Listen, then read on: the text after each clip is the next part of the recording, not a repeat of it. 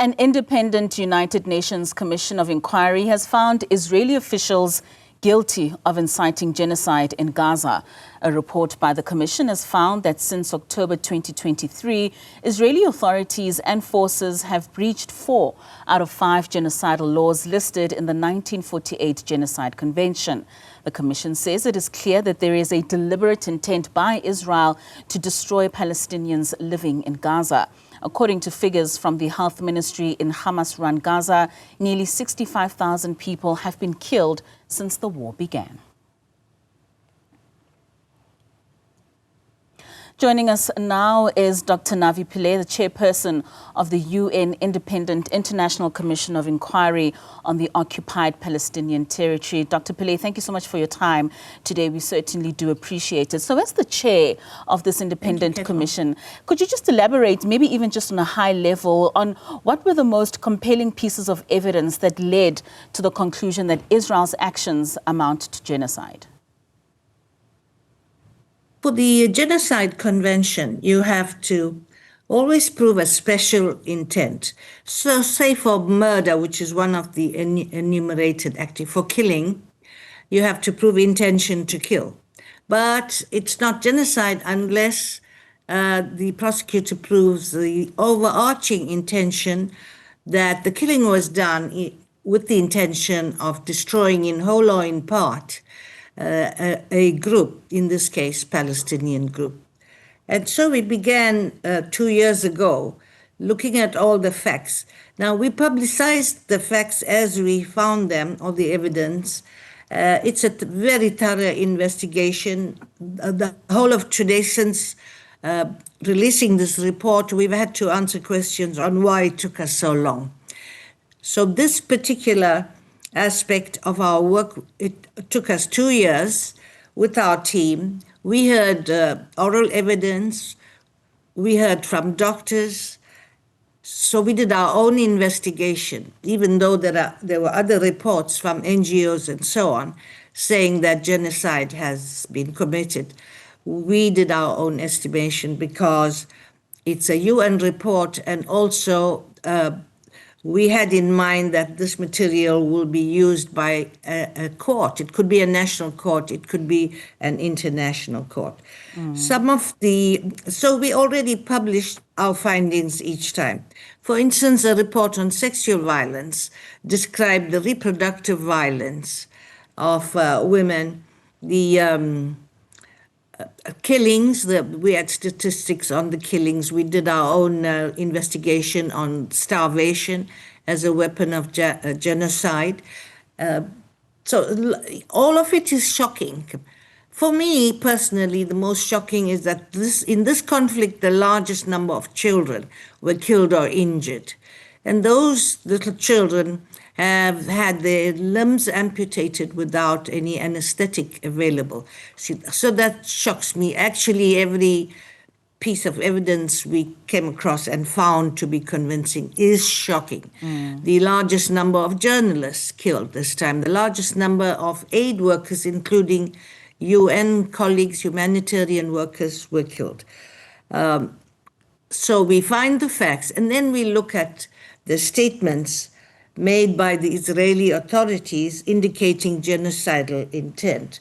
I don't know if you want me to cite some of the statements, but as early as October 2023, Netanyahu vowed to inflict, I quote, mighty vengeance on all of the places which Hamas is deployed, hiding, and operating in that wicked city.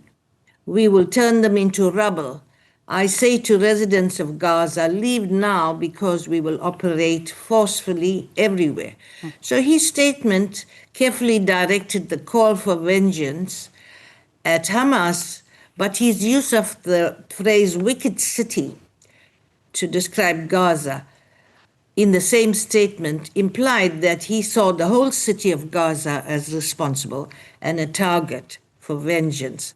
And he told Palestinians in Gaza to leave now because we will operate forcefully everywhere. So those were statements that didn't distinguish between combatants and civilians. and knowing that Palestinians in Gaza had nowhere to go. If you look at all the other conflicts in the world, the Rwandan conflict, at least the Hutus were able to leave and go to neighboring states. Whereas here, the people of Gaza are locked in and they're not even permitted to go and seek medical attention somewhere else. That, and then, of course, the defense minister announced a complete siege on Gaza, claiming that Israel was fighting, I quote, human animals, and Israel must act accordingly. And in a speech to the Israeli security forces, the defense minister Gallant said, Gaza won't return to what it was before. There will be no Hamas. We will eliminate everything. If it doesn't take one day, it will take a week. It will take weeks or even months. We will reach all places. So like that, we gathered all these statements that made, which indicates genocidal intent. Sure. And we then look at the pattern of conduct of Israeli authorities and the Israeli security forces to show that genocide or genocidal intent was the only reasonable inference. So that's a standard that the International Court of Justice laid down.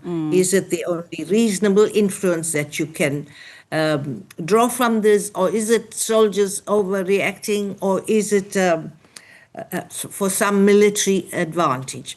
We examined these, but each time we wrote to the Israeli authorities asking whether they had conducted investigations of this or other incident, and we heard nothing from them about, and so therefore cannot identify any proper military undertaking that was being pursued. So, Dr. Pillay, sorry, just to come in the there. Genocidal Act, yeah. Sorry, shall I continue?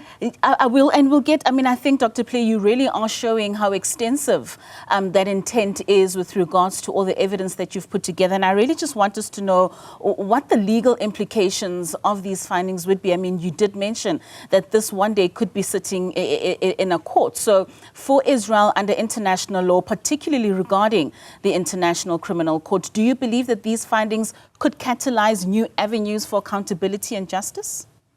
Well, it's the first UN determination of genocide. And here we identified 3 individuals, the Prime Minister Netanyahu, the President Isaac Herzog, and the former Minister of Defense. And we're asking the ICC prosecutor to investigate the charge of genocide against them, because so far they have not been charged for genocide. So that's one. Another aspect is we reminded all states about the obligation imposed on each and every state. All of them are members of the Genocide Convention, and each has an obligation to help to prevent genocide and to punish genocide. And so this is very important, particularly since we identified the responsible authority as the State of Israel.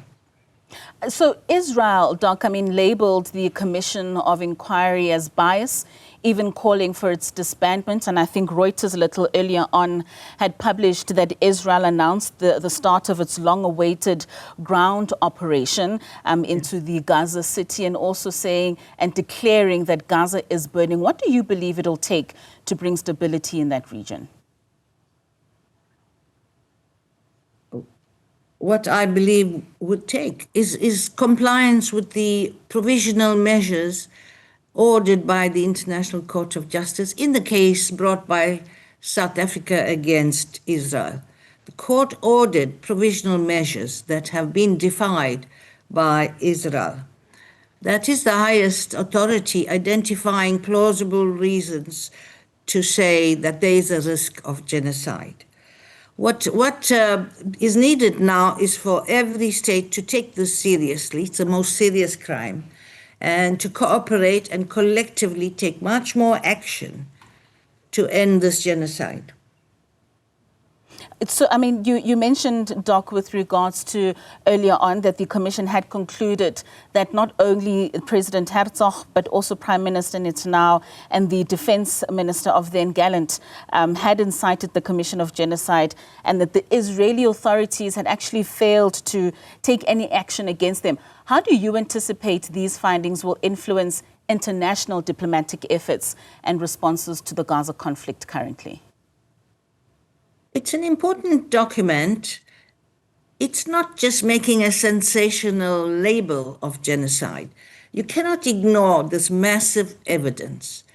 And I believe the evidence will convince states that genocide has happened and is happening. You know, this is our mandate. We were given this mandate to investigate by the majority of states in the Human Rights Council. And we deliver what we can. The people who should act to protect Palestinians are states. All right. And Doc, just lastly, before I let you go, how do you then see this case shaping the global response to future conflicts, especially with allegations of genocide? There have been several genocides in the world today. One of the main ones was the Rwanda tribunal, where I served as a judge and president, and where we found political, military, and media leaders guilty of genocide. And I think that having all these high-level people put on trial by the United Nations Tribunal helped Rwanda to rebuild, and they are prosperous today, having achieved justice and accountability. So it's a good example. As I said, we have a mandate. We've been asked to do this job. All commissioners working on these commissions, and the independent experts like Francisca Albanese all render this as a service without remuneration. So that's our integrity. We have nothing to gain. We gather a set of facts, and from the reaction I saw, we've addressed member states here, we've addressed the Hague group of states, and I can't tell you the total number of media interviews we've given. So there is a reason why this report has attracted this attention. It's the first time we have every piece of evidence verified, and evidence that comes from doctors, for instance, on what they saw at the hospitals, the kind of injuries, how children were killed, and how they were denied medicines, food, water, and these essentials, for us to conclude that, for instance, starvation is being used as a genocidal tool. So I'm saying again, Katlego, this is our mandate. We did this. I hope it will influence states.